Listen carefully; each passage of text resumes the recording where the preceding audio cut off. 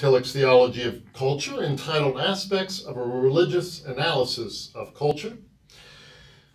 This really is the central chapter of your textbook, not mainly because chapter 4 is getting towards the center of this book, but because this chapter contains the most important single sentence in this whole book.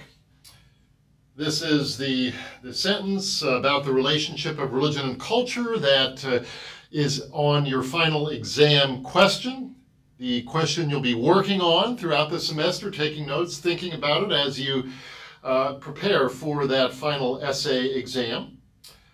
Well, we'll get to that famous quote in just a few moments, but we need to do a little background first. Tillich begins chapter 4 by talking about religion as ultimate concern. We've mentioned this term ultimate already, but what is ultimate is what is most important. Literally, ultimate means that which you cannot go beyond. But this is the highest, the deepest, the do-or-die values, as we've mentioned before. So religion is ultimate concern.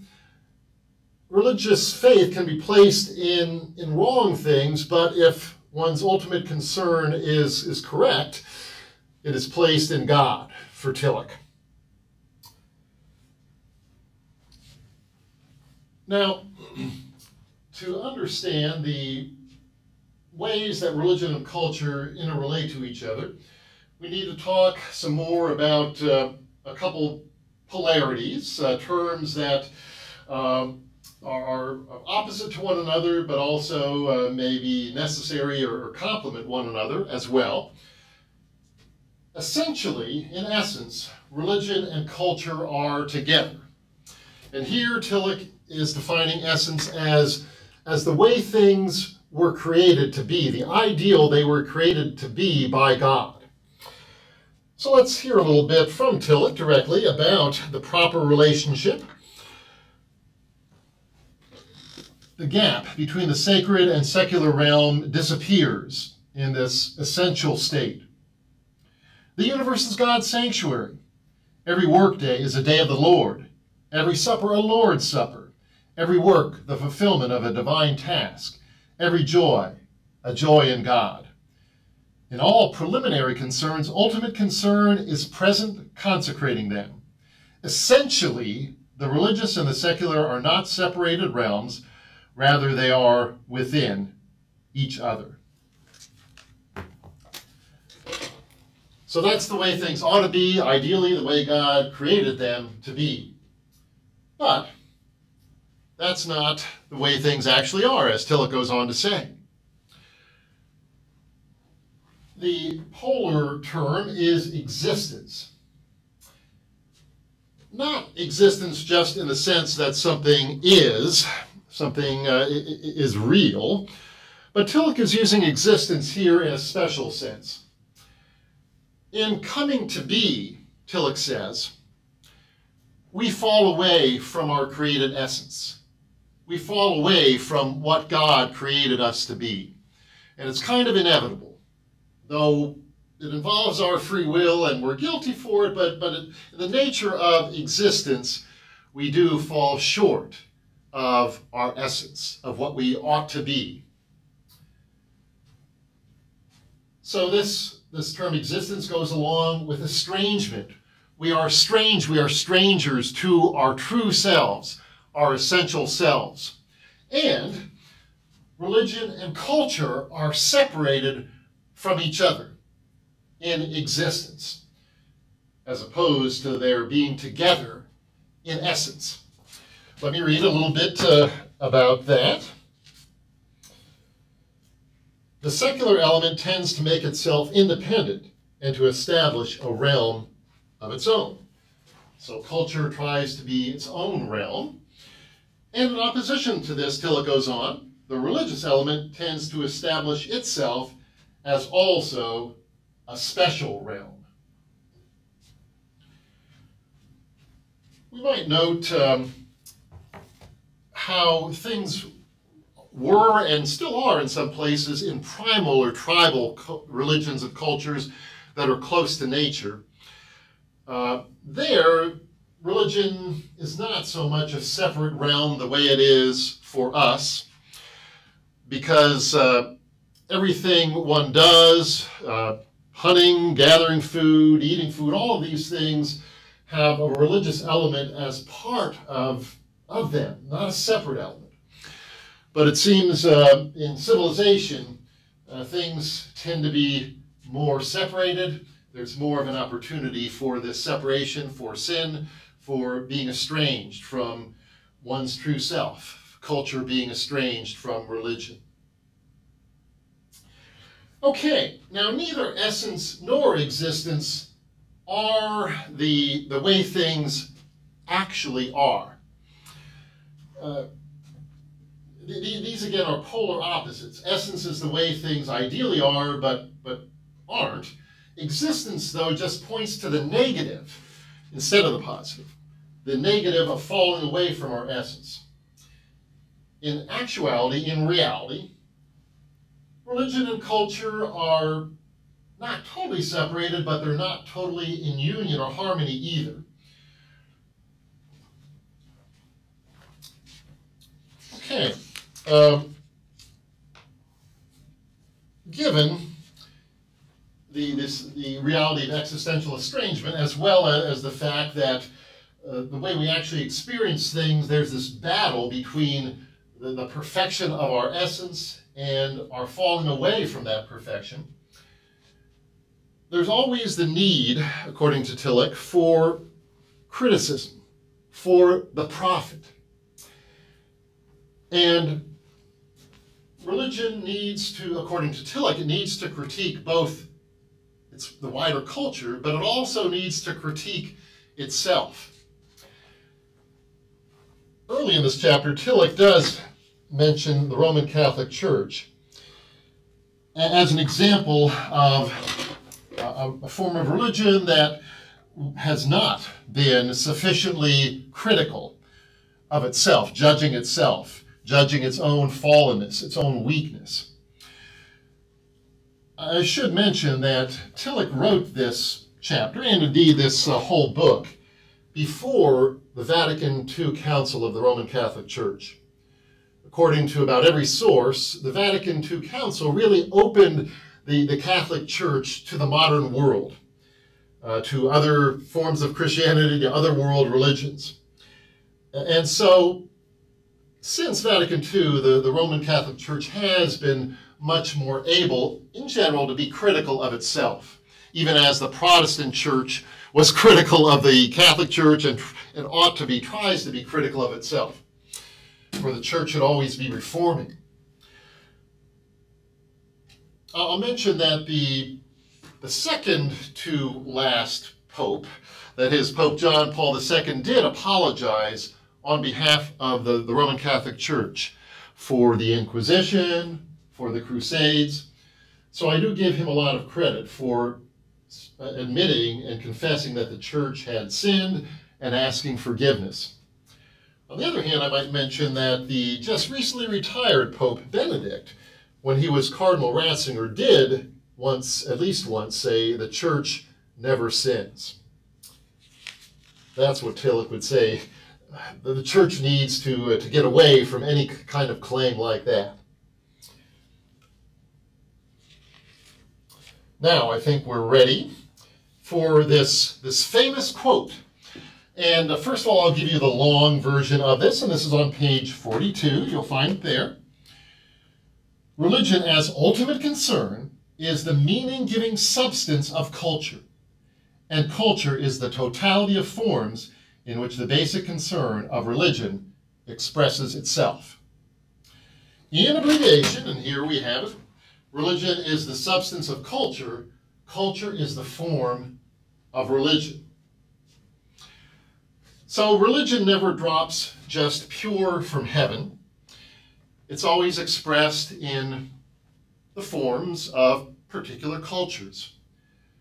And Tillich emphasizes that point by emphasizing the importance of language.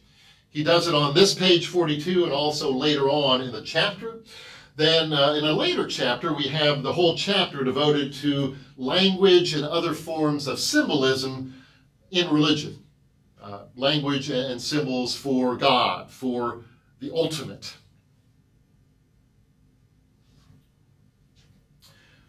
One other important note as we look at this most important idea from Paul Tillich on the relationship of religion and culture, that has to do with style.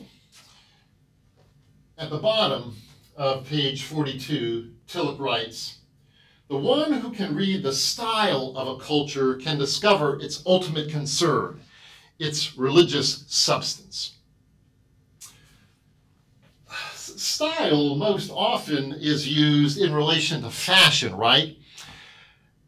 And that use of the word is maybe somewhat helpful, somewhat unhelpful when we're trying to get at Tillich's meaning. But the helpful aspect is that your style of dress or fashion does try to say something about your personality, your identity, right? Fashion isn't just concerned with practical wearing clothes, so you're warm and not naked and all of that stuff, but it says something about your values. Well, what Tillich is saying is that the style of a culture really gets at its ultimate concern, at its true religion, the substance, the depth, dimension of that culture. So, if we can interpret, if we can read the style of a culture, we can discover its ultimate concern. And as we look at art, as we look at films through this course, we're going to try to see if we can discern any really deep values or ultimate values in these cultural expressions. That brings us to our present, or the present culture at the time Tillich wrote. He talks about it as the spirit of industrial society. And he has a lot of problems with that. We've talked about religion, whether it's official religion or not. The religious element needs to critique what's wrong in culture. And Tillich rather says there's a lot wrong with modern culture. So let's read a little bit about his critique, from his critique. First of all, on page 43. The concentration of human activities is upon the methodical investigation and technical transformation of man's world, including himself, and the consequent loss of the dimension of depth in his encounter with reality. Reality is shallow. Reality has lost its inner transcendence, he continues, or in another metaphor, its transparency for the eternal, its openness to the infinite, to God. The system of finite interrelations, which we call the universe, has become self-sufficient. Tillich goes on in 44, since we've kind of displaced God, the tendency then is for us humans to take on the creative powers of God. And we deny our limitations. We deny our sinfulness, our estrangement. As Tillich puts it, man has shortcomings, but there is no sin, and certainly no universal sinfulness in this modern attitude. Tillich goes on to say that education is presumed to be all we need to kind of help us get towards perfection. And as he finishes this section, as the universe replaces God, as man in the center of the universe replaces the Christ, so the expectation of peace and justice in history replaces the expectation of the kingdom of God. He picks it up again, and especially in page 46. And he definitely feels we very much need a prophetic voice. That comes out in art, and we'll see more of that as we go along in this course. And it especially comes out in existentialism, and we'll have a whole chapter in Tillich on existentialism. But here what he says is existentialism in the largest sense is the protest against the spirit of industrial society. The protest is directed against the position of man in the system of production and consumption of our society. Man is supposed to be the master of his world and of himself, but actually he has become a part of the reality he has created, an object among objects, a thing among things, a cog within the universal machine. It's kind of like, if any of you know some of the old rock, classic rock, Pink Floyd's A Brick in the Wall. We become just bricks in the wall of our modern society, or we might say our postmodern society. We're not so much an industrial society, although we're trying to recapture some industrial jobs these days, but we're still a consumer society. And now we're in this information society. We're consumers of information along with everything else. Till it goes on to say, this adaptation makes humanity, or makes us, humankind, a means for ends which are means themselves, and in which an ultimate end is lacking. So we just become part of this cultural machine, and we lose sight of any ultimate or deep purpose or meaning. So that's where we are, according to St. Tillich here.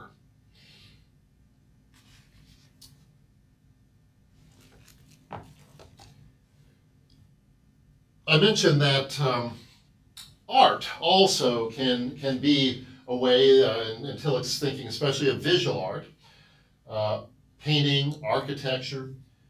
Art can become that prophetic voice that critiques culture and that critiques our modern or postmodern culture of today.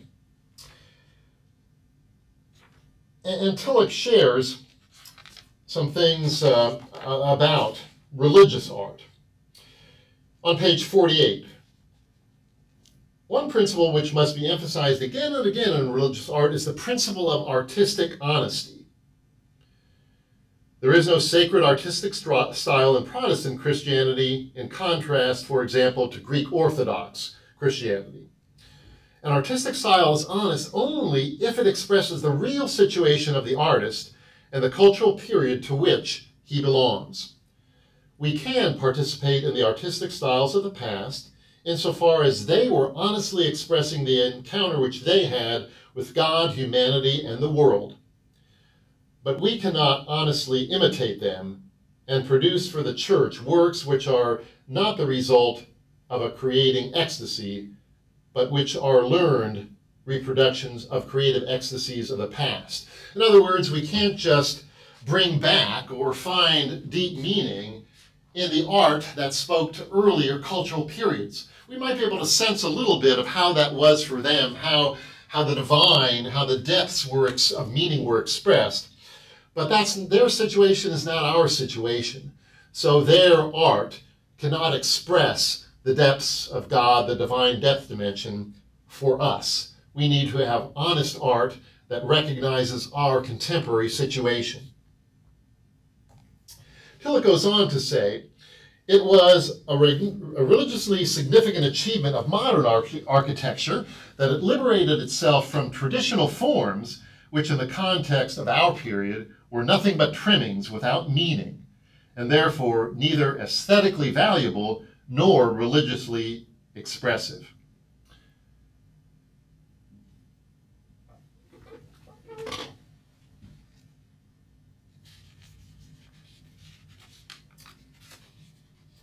Finally, we'll turn to the end of the chapter and to pages 50 and 51.